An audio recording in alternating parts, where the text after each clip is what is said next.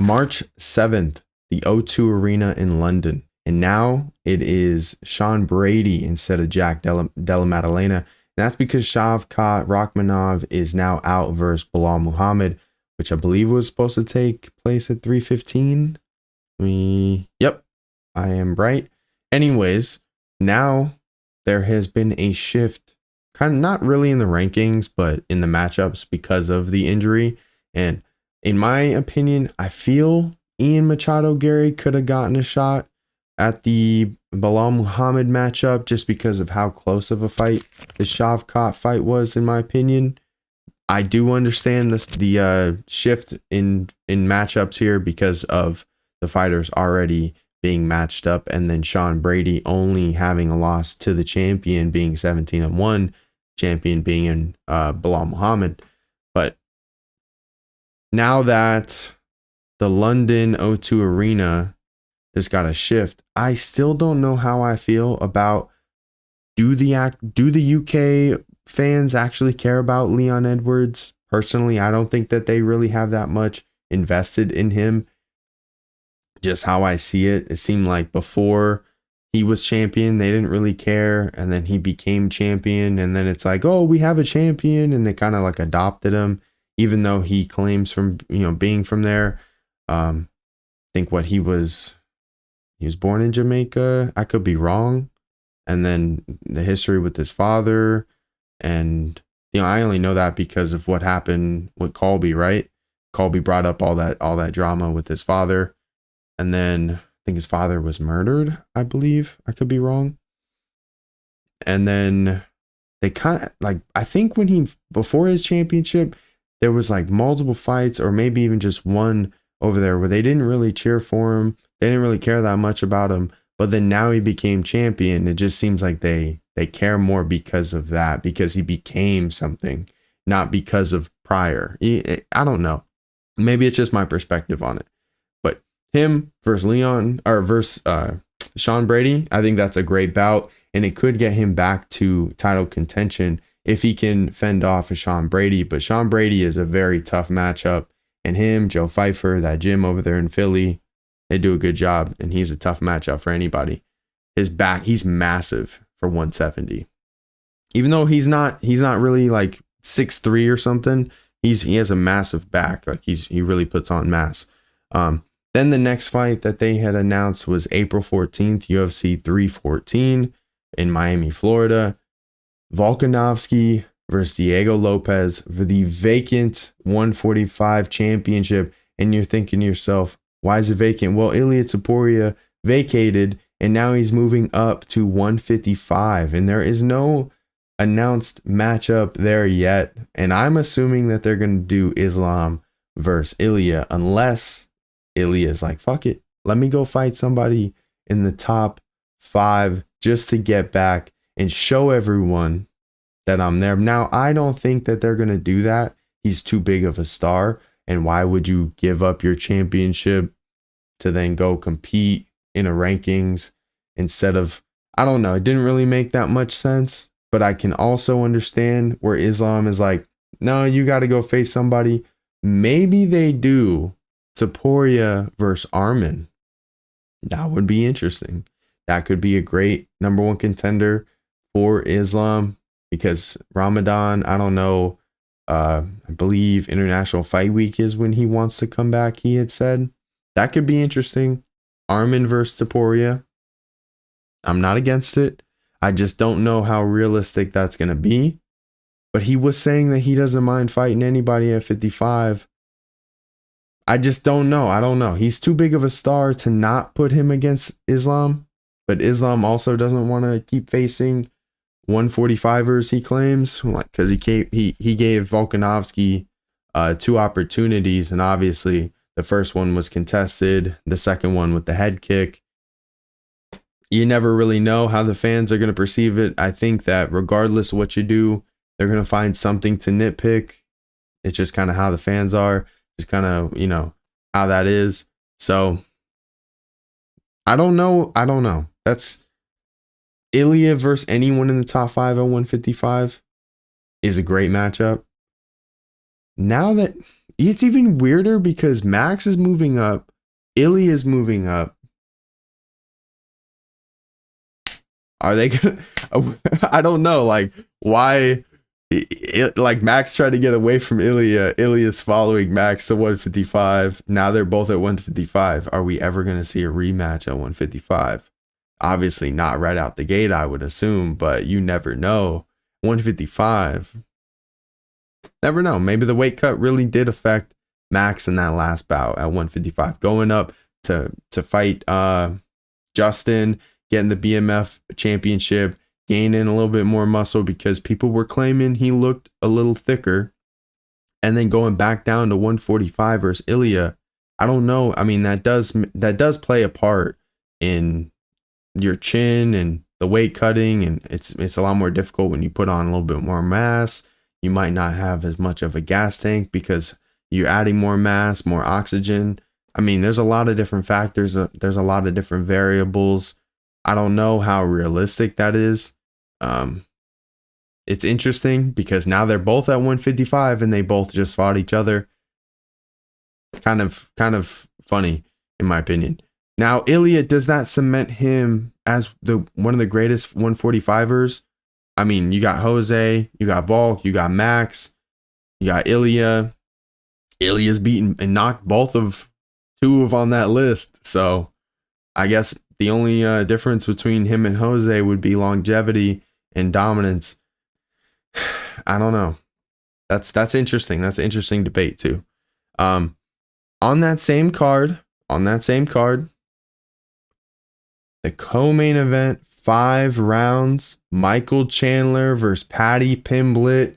You better lace up your bootstraps and you better get to work because that's going to be a great one. We're going to find out, can Paddy hang with the top 10, the top 5, whatever the case is. You know, me personally, I know a lot of people don't really like, I'll see you at the top, Mike Chandler, but I do like him. I think just put all the positive, even though obviously positivity is good, but like put all that like shit to the side. If you think he's like cringy, whatever, he puts on good bouts, like win, lose, draw. You're gonna tune into a Chandler bout. Like you can tell me a fight in the UFC that wasn't entertaining. Him versus Hooker, him versus Gaethje, him versus Dustin, both Charles bouts, Tony. I mean, come on. Am I missing any? I could be, but who knows? I don't think so. They were all exciting. They're all fun to watch. He's a great fighter. It doesn't mean that I'm his biggest fan, but I'm gonna fucking tune in. He's gonna make me tune in for sure. And then his dance partner, Paddy Pimblett. This is this is his biggest opponent. Can he get to a title? Can he not lose in the UFC at this level? Is it timing? Does Chandler, coming from that Oliveira loss, coming off a couple of years out of the octagon? I mean, some say ring rust is real, some say it's not. I think that's a question. I know, obviously, Oliveira, ring rust, gone. Not saying that there's ring rust anymore. But when you have a layoff, like a Henry Cejudo, for instance, where obviously Chandler, where he had his layoff, and Cejudo retiring as champion. These are two different peaks per se, or timings of their career in which they retired. But the essence of taking those couple of years off for a Conor fight or for more money in retirement for Henry, you look at it now. Henry's on a couple fight slide. You never know what's going to happen to Chandler. I'm not saying that he's going to end up losing this bout, but is it timing that Paddy Pimblett can win this? Like obviously everyone's prime, that's their peak. And most say it's like 31 to 34 for a fighter. I think that they say roughly. Just depends on the weight class as well. Because that statistic where 170, the weight class 170, the challenger who's younger than 35 and the champion who's older than 35, the younger challenger always wins, except for like Tyron Woodley against Darren Till, which would be like the one example that he didn't, that it didn't happen. So it's very crazy. It is a very crazy stat. I think Aaron Bronstetter showed it on Twitter. I could be wrong. And he's kind of been updating it as it goes. And Volkanovski losing to Ilia kind of lined up with that.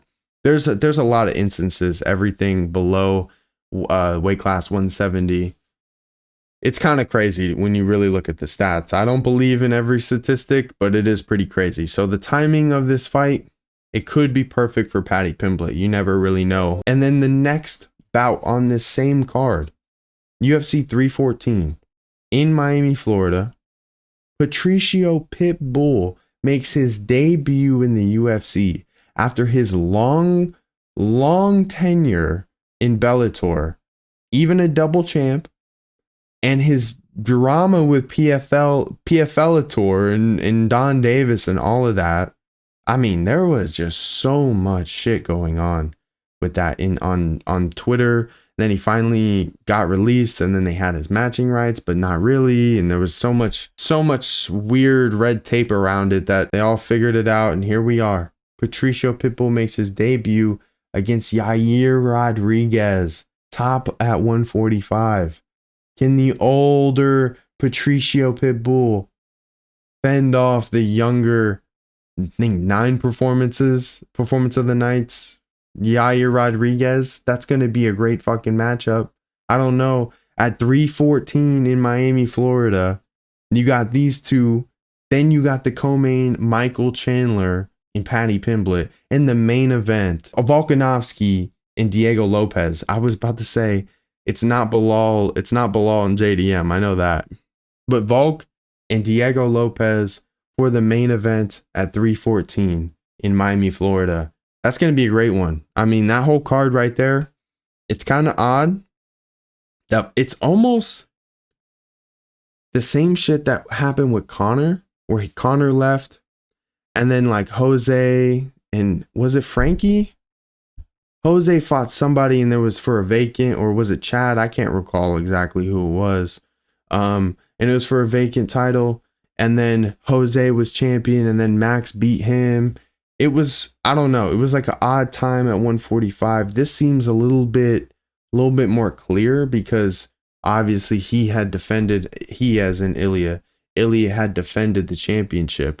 So it's a little bit more clear in that sense, but very odd. And to vacate the championship instead of doing a champion versus champion matchup is what makes me lead to believe that it could be against Armin. That's the only thing that makes me think that. If you're going to I guess unless you don't want to hold up the division ultimately too. But damn, him vacating changes the whole aspect at 145, because technically Volkanovski could win it again and then go on a little bit of a run. Ilia, if he wanted to, could just be boogeyman, come back down. I mean, who knows? Or just reign over that 145 division and never see it again, like Connor. Just very odd. Very odd. Him just vacating it and not having that matchup with Islam automatically, or having a matchup in general. But him talking about wanting to fight anybody at 55, it also makes sense too. Because if you're him, you are the star. You don't need the belt. And then if you leave as champion and vacate it, people can always say they couldn't beat the champion, so are they the champion? It's a very interesting argument that he kind of gets to leave 145 on top. And then at 315, at UFC 315, Shavkat Rakhmonov is now out with an injury, and we get Belal Muhammad versus Jack Della Maddalena. I'm sorry, I don't know why I always fuck up that name. Anyways, JDM versus Belal. I'm again a little surprised because I thought Ian could have gotten this matchup. I do think Ian could have gotten the matchup over Jack.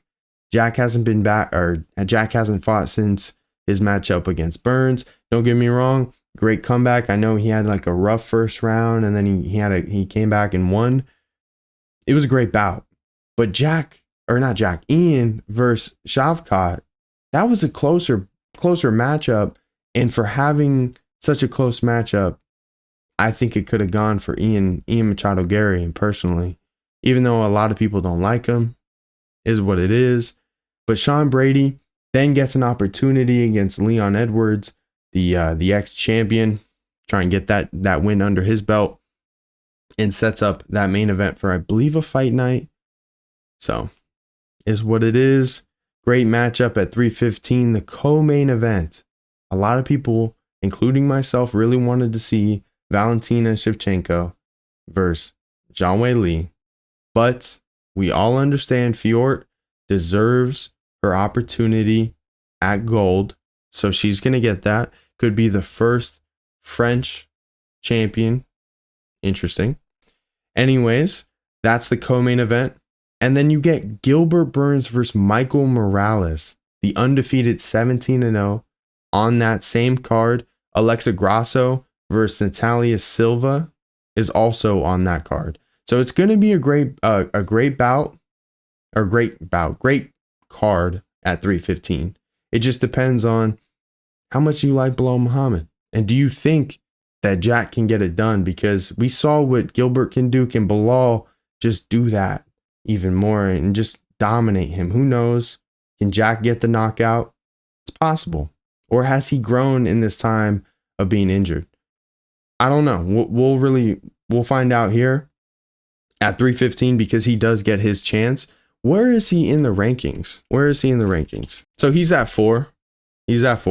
That's why I thought, damn, Ian's at 7? I guess because when you don't win, you don't move up. I'm just a little, I guess because Joaquin got the win over Colby. Colby was ranked higher. I don't know. I guess the rankings don't matter that much to me because the matchup was more important.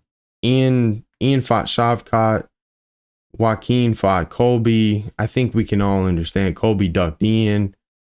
I mean, Joaquin's good, but I don't think that, I don't know. I don't think he's ranked above him, personally.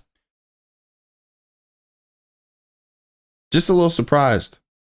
Jack got the rub. We haven't seen him in about a year, and his last win was against Gilbert Burns. Maybe it's because of availability. I'm not exactly sure. Or maybe why didn't even Sean Brady get the rub instead of Jack? Because he does have his only loss against the champion. That I feel like that's a better selling point than Sean Brady versus Leon. That's just how I'm seeing it. I feel like Sean Brady should have probably gotten the title shot, maybe. Probably. Is what it is. I'm happy for Jack because obviously, why wouldn't you be happy for someone getting a title shot?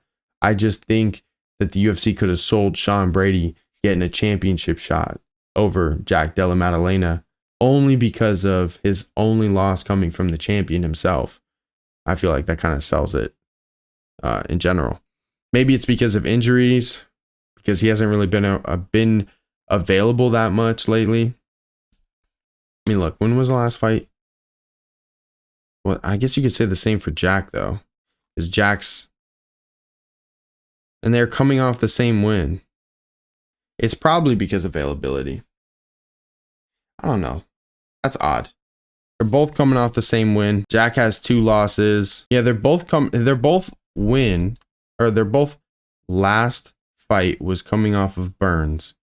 And before that, Brady beat Gastelum and Jack beat Kevin. I feel like you could have gave that championship fight to Brady.